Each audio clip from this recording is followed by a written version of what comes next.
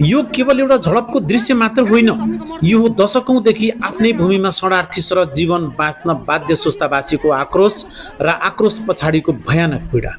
नारायणीको बाढीबाट गाउँ जगाउन स्थानीय नेपालीहरूले आफ्नै हातले बनाएको सामान्य माटोको तटबन्ध भारतीय अर्धसैनिक बल एसएसबीले भत्काइदिन्छ र जब सुस्तावासी प्रतिवादमा उत्रिन्छन्, अवस्था यसरी तनावग्रस्त बन्न पुग्छ।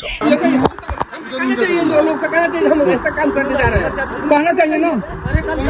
उल्लू है क्या? हम लोग उल्लू है क्या? हमारी जनता उल्लू है। हमनी के बाधा टूटा तो लो बाधा हमनी के टूटा रही है, दुनिया के दूर औरत ला बाधा हमनी के आया तन जत सारा लवंडन काम के लिए जाके आप पकड़ के मारत रहे सन, कोई नहीं है हमनी के तो खेतनी तो पकड़े है।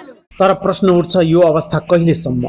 नेपाल र भारतबीच सुस्ताको सीमा विवाद दशकौं पुरानो हो। दुवै देशका स्थानीय प्रशासन बीच स्थायी समाधान नभएसम्म आफआफ्नो दायरामा बस्ने आन्तरिक सहमति भएको पनि 20 वर्षभन्दा बढी भइसक्यो।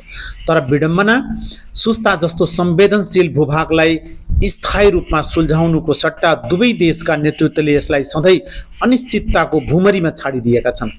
दुवै तर्फका सरकारको यो मौनता र उदासीनताले आज सुस्तावासीलाई दिनहुँ मानसिक र भौतिक तनावको शिकार बनाएको छ।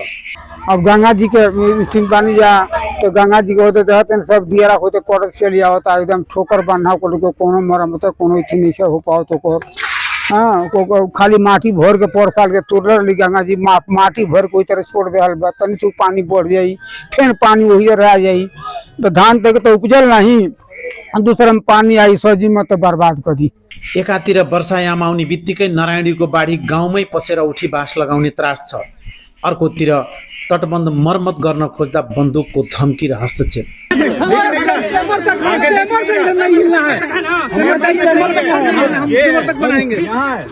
आफ्नै देशमा आधारभूत सुख सुविधाबाट वञ्चित सुस्तावासी आज न त बाढीबाट सुरक्षित छन् न त भारतीय बलको ज्यादतीबाट।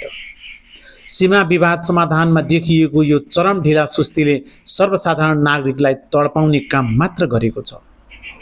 याद रहोस्, सीमा जस्तो अति संवेदनशील विषयलाई कूटनीतिक टेबलबाट समयमै हल नगरिए यसले भविष्यमा दुई देशका नागरिक बीचको सम्बन्धलाई मात्र बिगार्दैन, बल्कि जुनसुकै बेला सीमामा ठूलो र खतरनाक मुठभेडको स्थिति निम्ति आउन सक्छ। जब नागरिकको धैर्यताको बाँध टुट्छ तब स्थिति नियन्त्रण बाहिर जान्छ कि काठमाडौँ र नयाँ दिल्लीले सुस्ताको यो चित्कार सुन्नेछन् या अझै कुनै ठूलो दुर्घटनाको प्रतीक्षा गरिरहेका छन्।